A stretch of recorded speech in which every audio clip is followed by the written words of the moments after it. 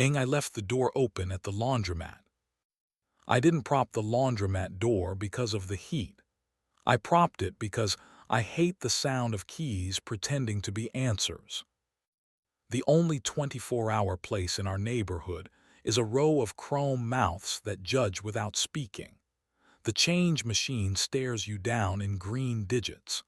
The floor remembers every confession anybody tried to whisper over the hum.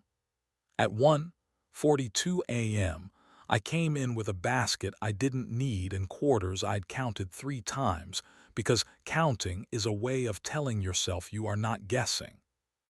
My phone had lit earlier with the sentence a city teaches marriages to write when they want to skip the interesting part. Loadout ran late. Quick debrief became drinks, might crash at the office. Don't wait up. Mara isn't a liar. She's a manager of storms. She can convince water to start and stop on 30-minute cues and donors to believe they love art more than cameras. We've been good lately the way careful people are good. Mercy without heat. Competence without laughter that messes up the schedule. The person who made that dangerous is the operations lead with competent hands and the indecency to stand one respectful step from married women and not make a mess. His name is Ian. I admire him in daylight. At 2 a.m. my neck calls a vote. I filled a washer just to have something moving in front of me. The quarters clinked their small sermon. The machine coughed, considered, and began its slow religion. I set the phone face down on the folding table because I didn't trust any light I hadn't paid the electric bill for.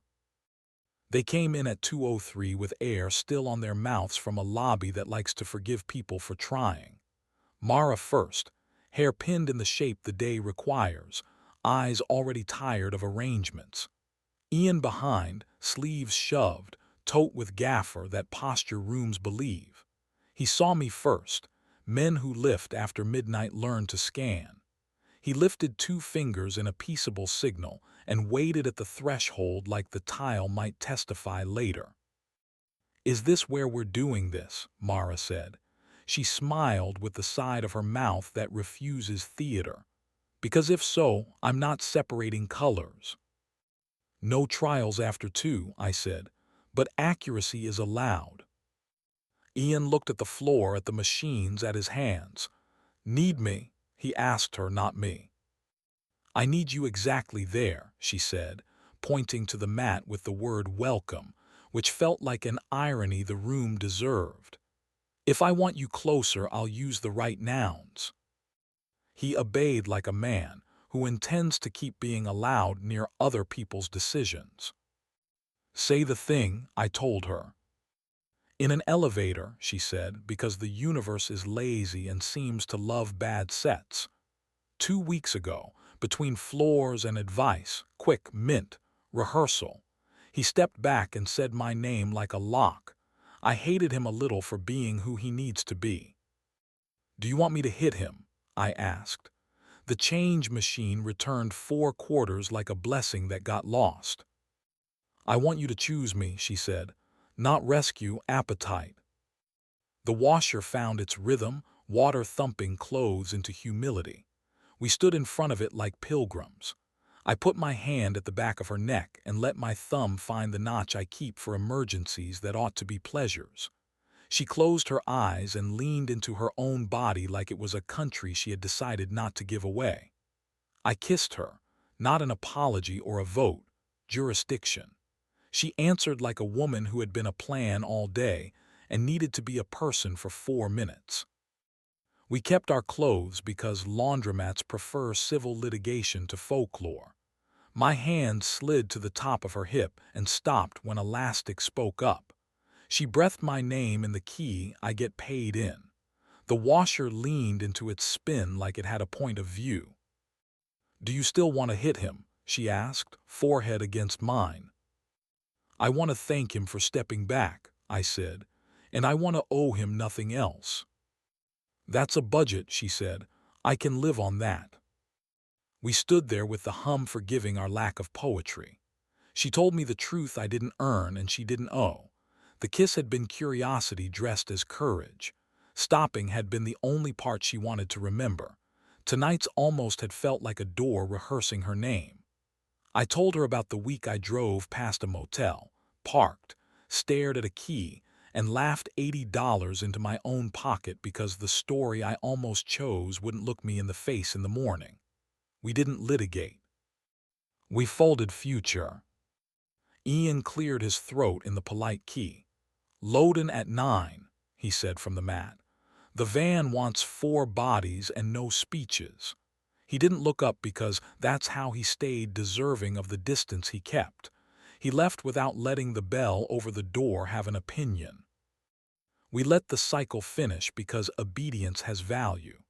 When the machine stopped, I lifted clothes I didn't need like I was grateful to gravity for being reliable. We walked back to the house feeling like we had been brave in a small, survivable way. At 9, the community center smelled like lemons doing their best. Ian stacked tables with that modest inevitability that teaches volunteers to believe in repetition. I carried the other end and trained my neck to recognize daylight as a jurisdiction worth serving. Mara moved through the room with a clipboard and the mouth that persuades busy people to breathe before they lift. When she passed me, she touched my wrist, daylight legal, and the morning decided to be kind without asking for paperwork. We didn't tell anyone about the laundromat. We taped one of the old machine instructions to the side of our fridge under the magnet shaped like a ridiculous boat we bought one summer we didn't ruin. Check POCKETS. Sometimes when the house auditions for courtroom, we go feed quarters into a washer we don't need and let the spin talk us into better nouns. Sometimes she texts come and means stand beside me while I bend a room into competence and beauty. Sometimes I text come and mean watch me be a body before I become a plan. Sometimes we leave the door propped because air wants in. We didn't stop admiring other people's competence. We did stop confusing it with permission. Heat is a temperature, not a verdict. Machines are witnesses who don't grandstand. We eat before we try to win. We sleep when the clock loses its manners. We put our hands on each other in daylight as if the sun still issues licenses. And when the gossip part of the city asks if we have anything to add, we hand it 4 quarters and tell it to check pockets. If you find a key you can't explain, let the spin have it until it forgets your name, and then choose the person who kissed you in front of a machine that refused to be impressed.